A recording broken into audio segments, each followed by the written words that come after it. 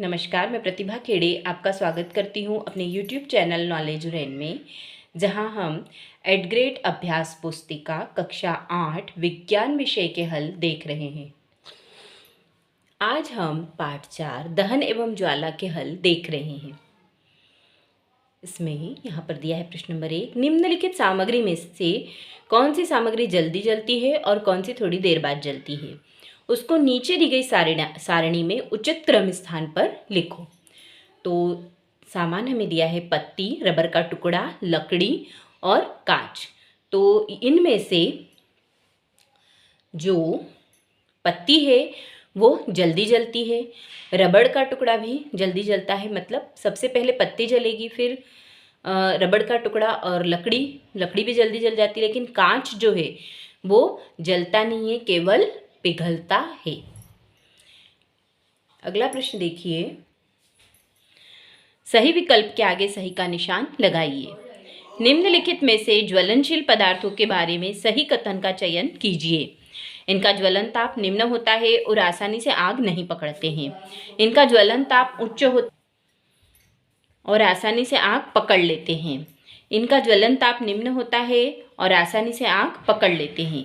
इनका ज्वलन ताप उच्च होता है और आसानी से आग नहीं पकड़ते हैं। अब देखिए, ज्वलन ताप यदि निम्न होगा तो आसानी से आग पकड़ लेंगे, यहाँ नहीं लिखा हुआ है तो ये गलत है। ज्वलन ताप उच्च होगा तो आसानी से आग नहीं पकड़ेंगे, यहाँ पर उल्टा लिखा हुआ है, तो इसका सही उत्तर कौन सा होगा? इनका ज्वलन ताप निम्न होता है और आसानी से आग पकड़ लेते हैं। अगला प्रश्न देखिए, जलता हुआ ईंधन व ऑक्सीजन का संपर्क टूटने पर क्या होता है? ऑप्शन ए, आग बढ़ती है, बी, आग पर नियंत्रण होता है, आग और फैल जाती है, या कोई परिवर्तन नहीं होता है। ईंधन और ऑक्सीजन का जब संपर्क होता है तो आग पर क्या होता है? नियंत्रण होता है। ईंधन और आग का जब संपर्क टूटता है तो आग पर नियंत्रण होता है। अगला है, चित्रानुसार कांच के 2 कप पहले में पानी तथा दूसरा खाली लेकर मोमबत्ती की ज्वाला पर रखते हैं। ये कागज के 2 कप हैं, इनमें पहले में पानी ले रखा है और दूसरे को खाली मोमबत्ती के ऊपर रखा गया है। अब ये पूछ रहा है कि दूसरा कप आग पकड़ लेता है, जबकि जो पहला कप है जिसमें पानी है आग नहीं पकड़ता है, बल्कि कप का पानी गर्म होने लगता है। पहले कप जो आग नहीं पकड़ता है के संबंध में 2 कथन दिए गए हैं। पहला दिया है उसने कि कागज के कप को दी गई ऊष्मा चालन द्वारा जल में चली जाती है, और दूसरा दिया है कि जल की उपस्थिति में ताप कागज के ज्वलन ताप तक नहीं पहुंच पाता है।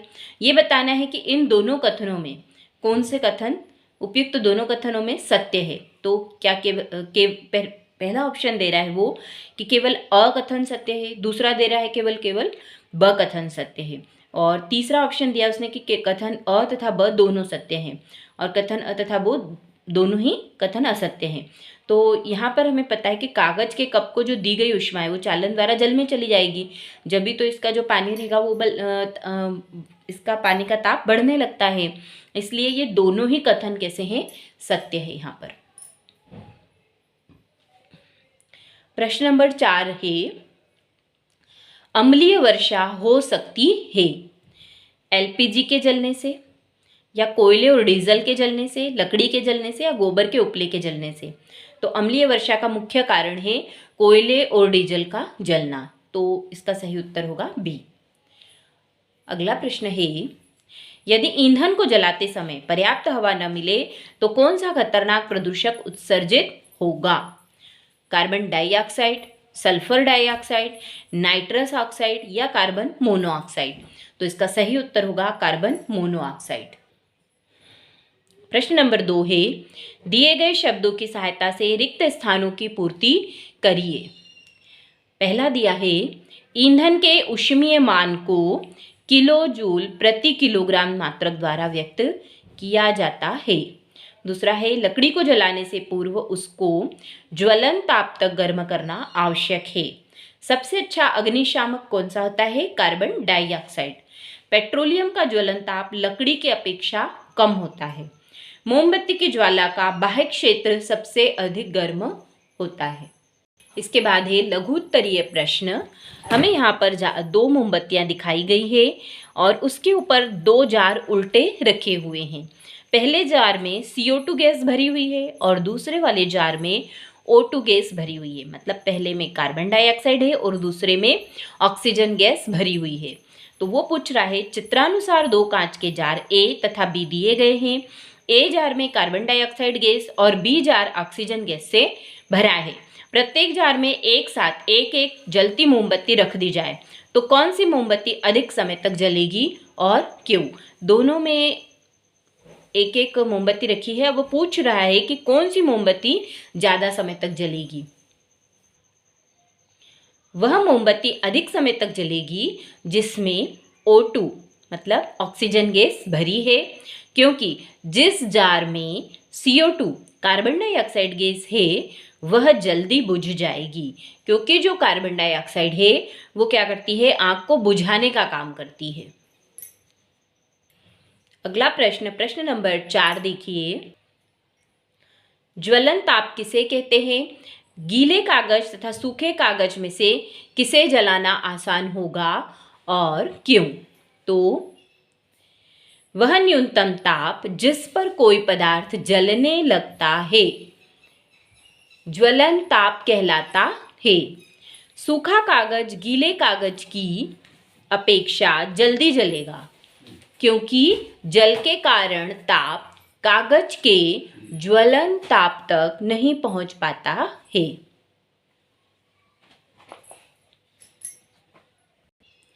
प्रश्न नंबर 5, उन परिस्थितियों को लिखिए जिनके अंतर्गत दहन क्रिया होती है। तो दहन के लिए परिस्थितियां हैं। पहला है किसी ज्वलनशील पदार्थ की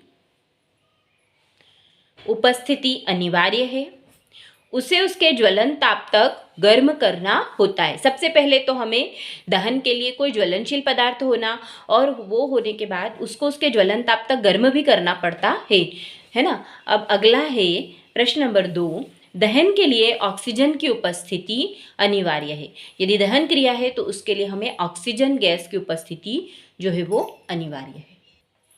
प्रश्न नंबर 6, हमारे वायुमंडल में ऑक्सीजन 21% है और कार्बन डाइऑक्साइड का प्रतिशत 0.03% है। यदि दोनों के प्रतिशतों को आपस में बदल दिया जाए तो पर्यावरण पर क्या प्रभाव पड़ेगा, लिखिए। तो इस तरह के बदलाव से वायुमंडलीय संतुलन पूरी तरह से बिगड़ जाएगा और पृथ्वी पर जीवन की स्थिति अत्यंत कठिन हो जाएगी। अगला प्रश्न है प्रश्न नंबर 7, रसोई गैस को जलाने पर कोई आवाज नहीं होती, लेकिन पटाखों के जलाने पर तेज आवाज होती है, क्यों? रसोई गैस का ज्वलन सुसंगत तरीके से होता है, जबकि पटाखों में विस्फोटक का मिश्रण होता है, जिससे पटाखे जलाने पर ध्वनि तरंगें उत्पन्न होती है और तेज आवाज सुनाई देती है। अगला प्रश्न है लघु उत्तरीय प्रश्न।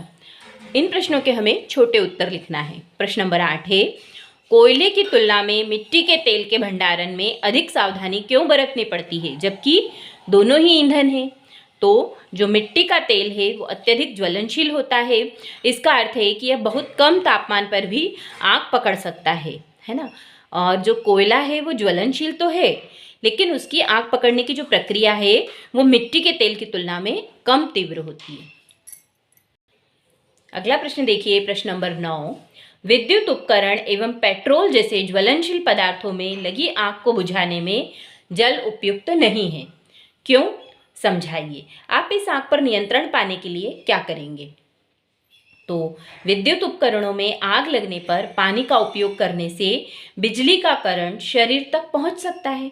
यदि हम विद्युत उपकरण में आग लगी है और उसमें यदि पानी डालेंगे बुझाने के लिए तो क्या होगा? पानी भी विद्युत का सुचालक होता है, तो करंट हमारे शरीर तक पहुंच जाएगा। और पेट्रोल में यदि आग लगी है तो पेट्रोल पानी के ऊपर तैरता है, और यदि हम उसमें पानी डालेंगे तो क्या होगा? आग और ज़्यादा बढ़ सकती है। इसलिए इनके लिए जल का उपयोग नहीं किया जाता है। प्रश्न नंबर 10 देखिए, एक वैज्ञानिक ने एक ईंधन विकसित किया जिसका ऊष्मीयमान अधिक था तथा ज्वलन ताप 20 डिग्री सेंटीग्रेड था तथा यह ईंधन प्रदूषण रहित था। क्या यह एक अच्छा ईंधन था? यदि हाँ तो कारण दीजिए। हाँ, ये एक अच्छा ईंधन था। क्यों?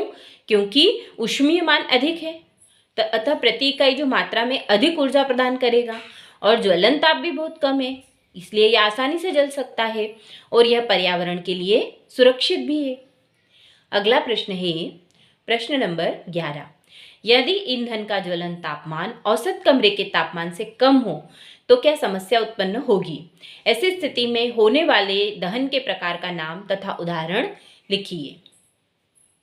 तो यदि ईंधन का ज्वलन तापमान औसत कमरे के तापमान से कम हो तो यह ईंधन अत्यधिक ज्वलनशील हो सकता है और इससे यह अपने आप जल सकता है और दुर्घटना की संभावना बनी रहती है, जैसे कि पेट्रोल, एथेनॉल आदि। प्रश्न नंबर 12 है, ईंधन के रूप में लकड़ी का उपयोग करना हानिकारक क्यों होता है? इसका हमें कारण देना है।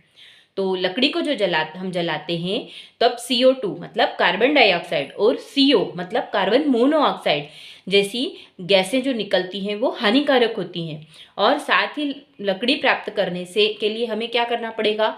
वनों की कटाई भी करनी पड़ती है, इसलिए लकड़ी का उपयोग ईंधन के रूप में हानिकारक है। अगला है दीर्घ उत्तरीय प्रश्न। प्रश्न नंबर 13, कारण स्पष्ट कीजिए। दहन के समय मोमबत्ती ज्वाला के साथ जलती है किंतु कोयला नहीं, क्यों? तो दहन के समय मोमबत्ती की ज्वाला की खासियत यह है कि इसमें वाष्प की मात्रा अधिक होती है जो स्थिर और शीतल ज्वाला बनाती है, जबकि कोयला है वो जलाने पर बहुत अधिक धुआं और कम ज्वाला उत्पन्न होती है इसमें, क्योंकि कोयले को जलाने पर पर्याप्त वाष्प नहीं बनती जो उज्ज्वल ज्वाला का कारण बन सके। अगला प्रश्न है, कुछ ज्वलनशील पदार्थों को जलाना दूसरे ज्वलनशील पदार्थों को जलाने की तुलना में कठिन होता है। कुछ पदार्थों का ज्वलन तापमान बहुत अधिक होता है, इसका मतलब उन्हें जलाने के लिए अधिक तापमान की आवश्यकता होती है। कुछ ज्वलनशील पदार्थों का ज्वलन ताप कम होता है, अतः वह आसानी से जल जाते हैं। प्रश्न नंबर 14 है, निम्न पर टिप्पणी लिखिए। ताजमहल का रंग पहले की तुलना में पीला होता जा रहा है, इसके रंग परिवर्तन के क्या कारण हो सकते हैं? तो इसका उत्तर आएगा कि ताजमहल के रंग परिवर्तन के निम्न कारण हो सकते हैं।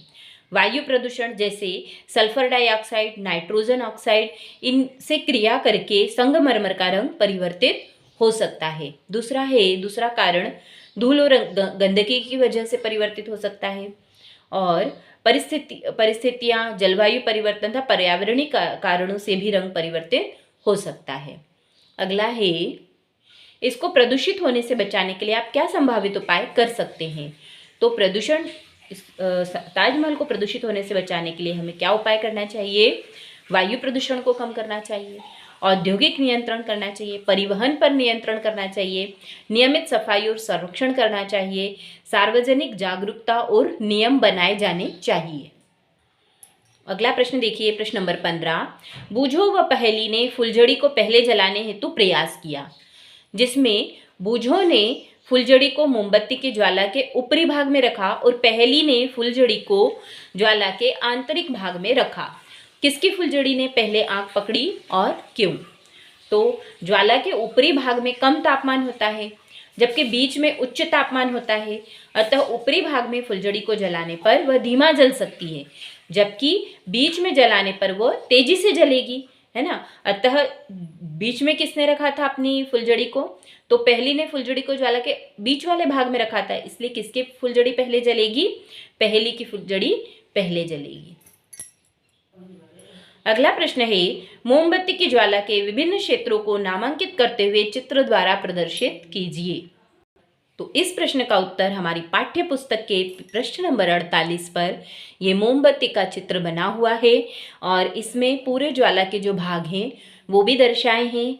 ये जो है ये सबसे गर्म भाग है, ये पूर्ण दहन का बाह्य क्षेत्र है, ये कम गर्म है, या आंशिक दहन वाला भाग है, ये जो है सबसे कम गर्म है, और ये है बिना जली मोमबत्ती का सबसे आंतरिक क्षेत्र काला, और ये मोमबत्ती है।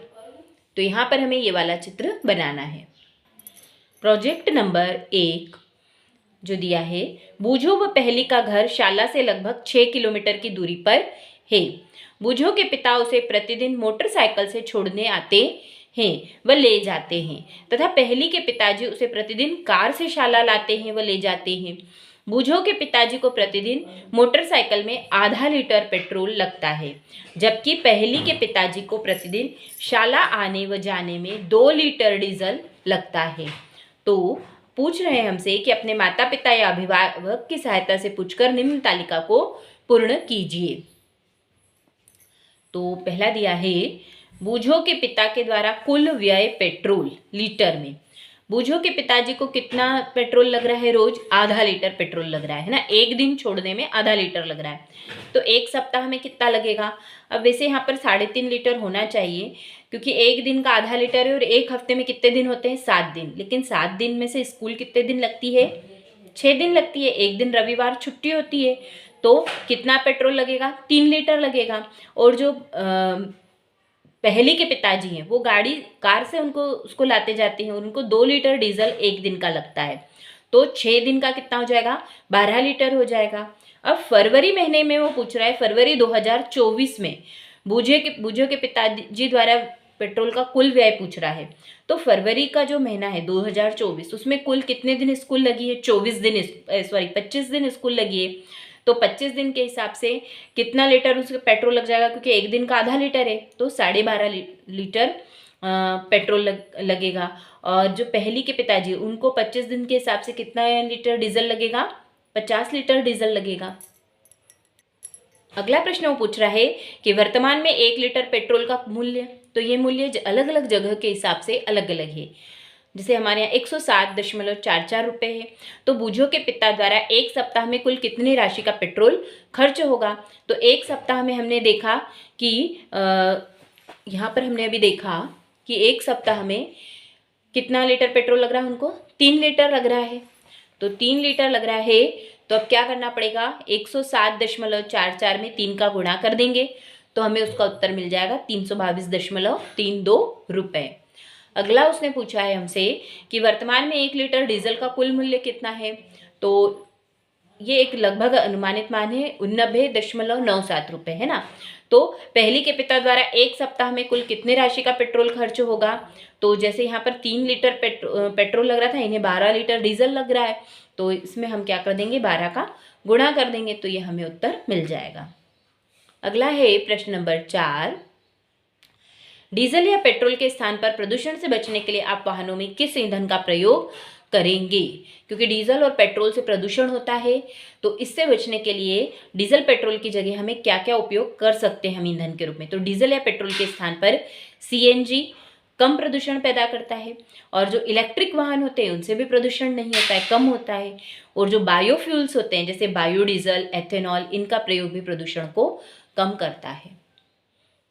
अगला प्रश्न है अपने आसपास के प्रोजेक्ट नंबर 2 है, अपने आसपास के 10 घरों का सर्वेक्षण कर पता लगाइए कि खाना पकाने के लिए किस प्रकार के ईंधन का उपयोग किया जाता है। इनमें से कौन कौन से ईंधन प्रदूषण के लिए उत्तरदायी हैं?